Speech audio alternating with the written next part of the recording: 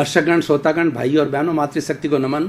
Channel 24+ news के खास, विशेष, मनमोहक, हमें चित्त समाधि देने वाला, रोम रोम को पुलकित करने वाला और नया उत्साह देने वाला और एक अच्छा इंसान बनाने वाला, मानवतावादी सूत्र देने वाला और हमारे जीवन का किस तरीके से विकास हो, व्यक्तित्व विकास हो, सर्वांगीण विकास हो और हम हर क्षेत्र के अंदर आगे से आगे बढ़ते रहें, उनके सूत्र देने वाला, योग दर्शन शिक्षा की बातें बताने वाला, लाइफ स्टाइल के बारे में बताने वाला पुनरुत्थान कार्यक्रम में आपका हार्दिक स्वागत है, अभिनंदन है, सत्कार है।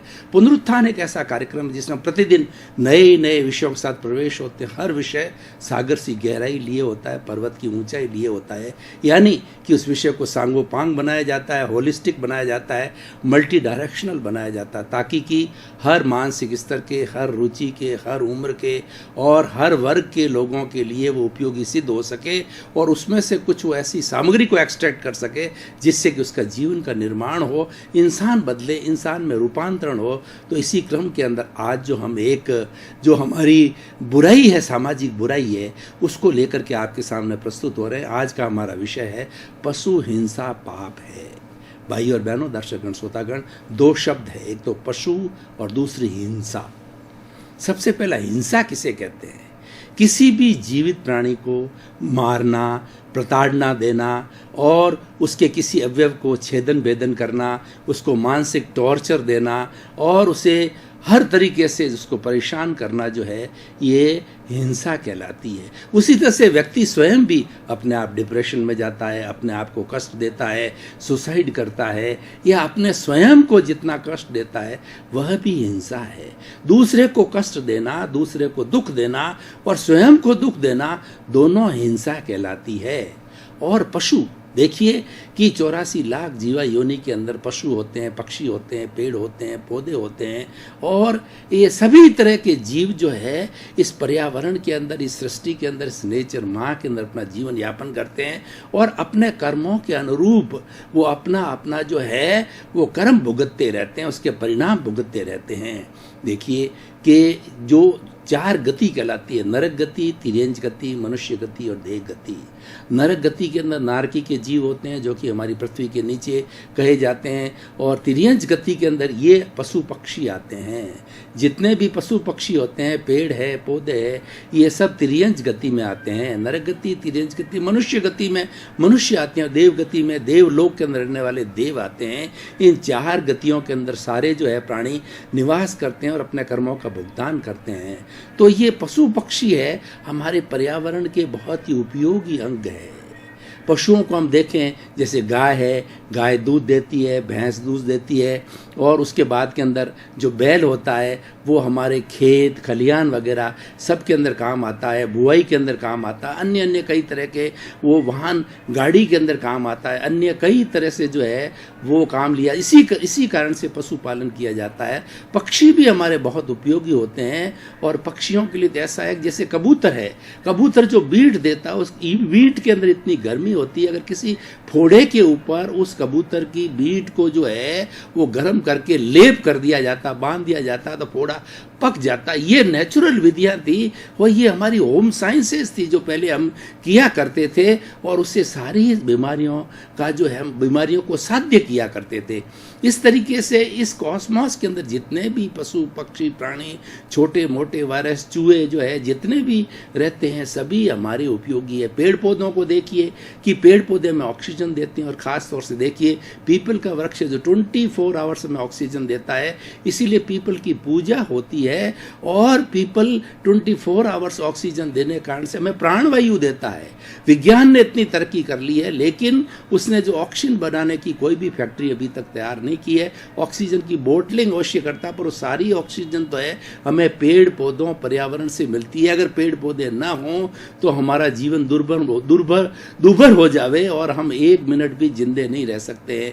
किसी भी प्राणी को लीजिए, सृष्टि का हर प्राणी उपयोगी है और हर प्राणी को इस नेचर माँ ने जन्म दिया है और हर प्राणी जीना चाहता है, मरना कोई नहीं चाहता है। हर प्राणी सुख चाहता है, चाहे छोटा हो बड़ा हो, अपने अपने तरीके से सुख चाहता है। कोई बोल सकता है, कोई नहीं बोल सकता है, लेकिन हर प्राणी सुखी अपना जीवन जीना चाहता है। पर जो जीवित आत्मा विराजमान है वो सबकी समान है। इतनी समानता है, चाहे राम की हो, चाहे कृष्ण की हो, चाहे गाय की हो, चाहे भैंस की हो, चाहे कीड़े मकोड़े की हो, चाहे मेरी हो, चाहे आपकी हो, उसके भीतर जो शुद्ध आत्मा भगवान विराजमान है वो सबका एक सा है। वो किसी का कोई उसके अंदर अंतर नहीं है। अंतर अपने अपने विविधता जो हमको दिखाई देती है अपने कर्मों के कारण दिखाई देती है, और कर्मों के अनुरूप ही जो है हर व्यक्ति जैसे डीड्स करता है, जैसे कार्य करता है, पुण्य करता है या पाप करता है, उसके अनुरूप जो है वो अगले भव में जाकर के और उसका भुगतान करता है, और उसको जो है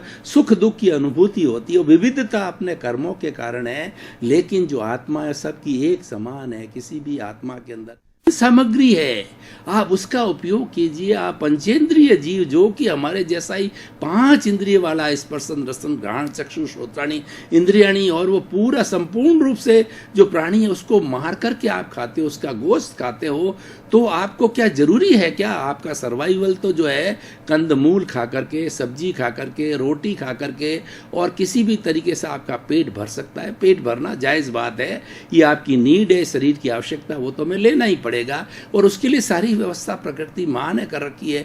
लेकिन आप ये गलत कार्य, दुष्कार्य क्यों कर रहे हो? ऐसा करने से इस प्रकृति के अंदर असंतुलन पैदा हो गया।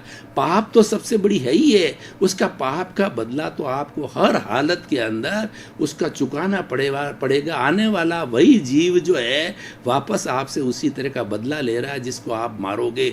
जितने कसाई होते हैं रोज जो है ये मुर्गे काट कर उसका मांस बनाते हैं, बकरे करके गोश्त का कार्य करते हैं, वो लोग स्लॉटर हाउस चलाते हैं, तो वो लोग निश्चित रूप से उनकी गति बहुत दुर्गति होगी, वो नरक गति में जाएंगे, और इतना दुख होगा, असहनीय हो जाएगा, क्योंकि वो कार्य ऐसे दुष्कार्य करे। इसीलिए हमारी सोसाइटी के अंदर ये जो पशु हिंसा है इसको रोका जाना चाहिए, तो इसको बिल्कुल बंद कर दिया जाना चाहिए।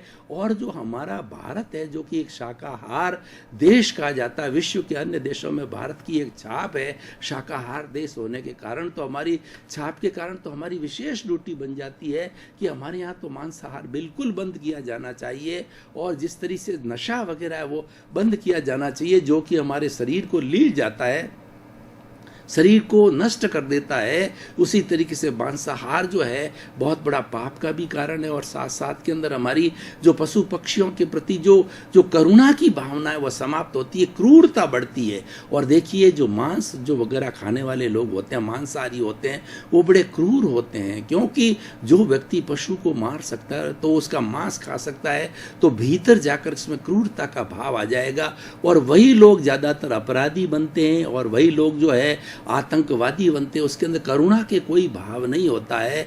ये एक मानव जाति पे बहुत बड़ा कलंक है कि मनुष्य होकर के भी करुणा के भाव ना हो तो किसमें भाव होंगे? जबकि इस नेचर माँ ने मनुष्य को सबसे बड़ी जो है ये जिम्मेवारी दी है, उत्तरदायित्व दिया है कि तुम अन्य प्राणियों के प्रति करुणा का भाव रखोगे, क्योंकि तुम्हारी समझ बहुत ऊंचे दर्जे की है और तुम्हारी सोच सही है। इस कारण से दूसरे पर्यावरण का संरक्षण करो, प्राणियों का संरक्षण करो, प्राणियों को मारो मत। प्राणियों को जो है लोग तो क्या करते हैं, बहुत से अच्छे लोग भी होते हैं, बहुत अच्छे एनजीओ हैं जो देखिए जैसे गौशालाएं हैं, तो गौशाला कितना सुंदर सिस्टम है कि उसके अंदर अलग अलग की जो है अपाहिज गौएं हैं या जो है वो बांझ गौएं हैं और जो बेचारी अंधी गऊ हैं, सभी तरह गऊओं को हजारों की तादाद के अंदर गौशाला में रखा जाता है। ये बहुत बड़ी सेवा है। पांजरा पोल होती है जिसके अंदर जो बेचारे पक्षी होते हैं जो कि उड़ नहीं सकते हैं और वो घायल हो जाते हैं, अंधे हो जाते हैं, उनको रखा जाता है, उनको खाना खिलाया जाता है, भोजन खिलाया जाता है, दाना दिया जाता है। वो कितना बड़ा सेवा का कार्य करते हैं। तो ये जो हमारी करुणा की भावना, पांजरा पोल और जो है गौशालाएं वगैरह जितनी पशुओं के लिए अलग अलग पशुओं के लिए अलग अलग होती है, गाँव में बाड़े होते हैं, उनको जो है घास फूस खिलाया जाता है, तो ये बहुत बड़ी सेवा है। दर्शकगण, श्रोतागण, भाई और बहनों, आपका बहुत बहुत धन्यवाद। पुनरुत्थान कार्यक्रम आप देखते रहिए। पुनरुत्थान कार्यक्रम में बहुत शिक्षा की बातें मिलती है, जीवन निर्माण की बातें मिलती है, उस व्यक्ति के लिए और समष्टि के लिए, दोनों के लिए बड़े बड़े अच्छे सूत्र मिलते हैं, बड़े बड़े अच्छे टिप्स दिए जाते हैं ताकि जीवन का रूपांतरण हो। क्योंकि हमारे पुनरुत्थान कार्यक्रम का उद्देश्य है कि व्यक्ति के नकारात्मक भाव तिरोहित हो जावे, उसकी तरह सकारात्मक भाव पनपे और वह व्यक्ति जो मनुष्य जीवन प्राप्त किया है उसकी सार्थकता को समझे, उसके सार्थक जीवन को वो समझ करके अपने जीवन का यापन करके और अन्य लोगों के साथ में मैत्री का वातावरण रखे, करुणा का वातावरण रखे। इसी क्रम में आपका जीवन आनंदमय हो, मंगलमय हो, सुखमय हो, शांतिमय हो और आप शतायु होकर के, दीर्घायु होकर के खूब समाज की सेवा करें, परोपकार करें। आपके प्रति मंगल भावना।